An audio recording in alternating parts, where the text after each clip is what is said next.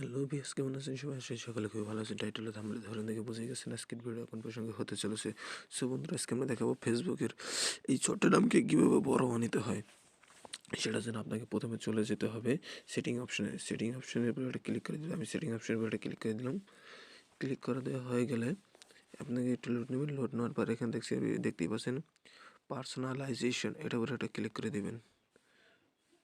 Click করে দেওয়া হয়ে গেলে এখানে আপনি দেখতেই পাচ্ছেন থিম, আইকন, তারপরে কুইক সেটিং, তারপরে এই জায়গায় থিমের কালার দিতে পারবেন আপনারা।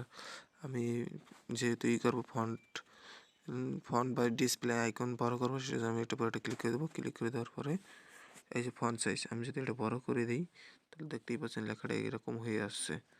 এরকম একটা আইকন আসবে। এবার এখানে যদি আপনি অ্যাপ্লাই দেন তাহলে দেখতেই পাবেন কিছুক্ষণ লোড নেওয়ার পরে অ্যাপ্লাই দেবেন। আমি এখান থেকে বেরিয়ে আসবো। বেরিয়ে এসে দেখতেই পাচ্ছেন আপনারা কত বড় বড় হয়ে গেছে, লেখাটা হয়ে গেছে। এরকম লেখা আপনারা ইজিলি 2 মিনিটের ভিতর বানিয়ে ফেলতে পারবেন। 2 মিনিটের সময় লাগবে না। সো গাইস, ভিডিওটা যদি একটু ভালো লাগে তাহলে অবশ্যই একটু লাইক কমেন্ট শেয়ার করে দেবেন। আর ইউটিউব থেকে দেখলে চ্যানেলটিকে সাবস্ক্রাইব করে দেবেন। ধন্যবাদ।